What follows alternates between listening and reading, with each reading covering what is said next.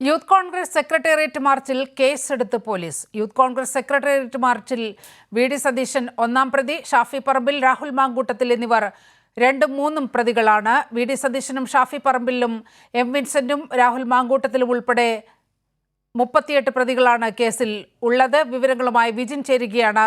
വിജിൻ, സമാനതകളില്ലാത്ത ആക്രമണമാണ് ഈ 5 മണിക്കൂർ നേരം തലസ്ഥാനത്ത് ഉണ്ടായത്. ഈ എഫ്ഐആറിന്റെ വിവരങ്ങൾ എന്തെല്ലാമാണ്?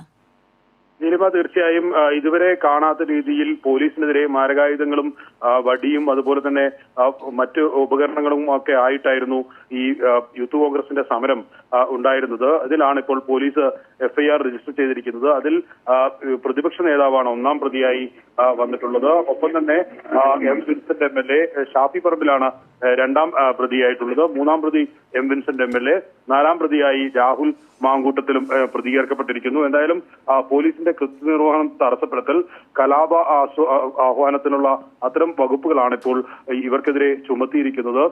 വലിയ രീതിയിൽ തിരുവനന്തപുരം നഗരത്തിൽ തന്നെ ഒരു കലാപാന്തരീക്ഷത്തിലേക്ക് നയിച്ച ഒരു അക്രമമായിരുന്നു യൂത്ത് കോൺഗ്രസിന്റെ ഭാഗത്തു നിന്ന് ഉച്ചയോടുകൂടി തുടങ്ങി മണിക്കൂറുകൾ നീണ്ടുനിന്ന അത്തരത്തിലുള്ളൊരു സമര പരിപാടിയായിരുന്നു യൂത്ത് കോൺഗ്രസ് നടത്തിയിരുന്നത്. ഇതിനെതിരെയാണ് ഇപ്പോൾ പോലീസ് കേസെടുത്തിട്ടുള്ളത്. നേരത്തെ തന്നെ 22ഓളം പേരെ പോലീസ് കസ്റ്റഡിയിലെടുക്കുകയും ചെയ്തിട്ടുണ്ടായിരുന്നു.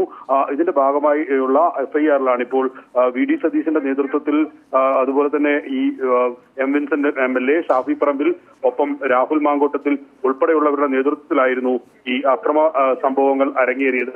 ഇതിൽ ആണ് ഇപ്പോൾ ഒന്നാം പ്രതി, പ്രതിപക്ഷ നേതാവിനെ ഒന്നാം പ്രതിയാക്കിക്കൊണ്ടുള്ള എഫ്ഐആർ പോലീസ് ഇപ്പോൾ രജിസ്റ്റർ ചെയ്തിരിക്കുന്നത്. നിലിമ, ശരി, വിജിനാണ് വിവരങ്ങൾ പങ്കുവച്ചത്.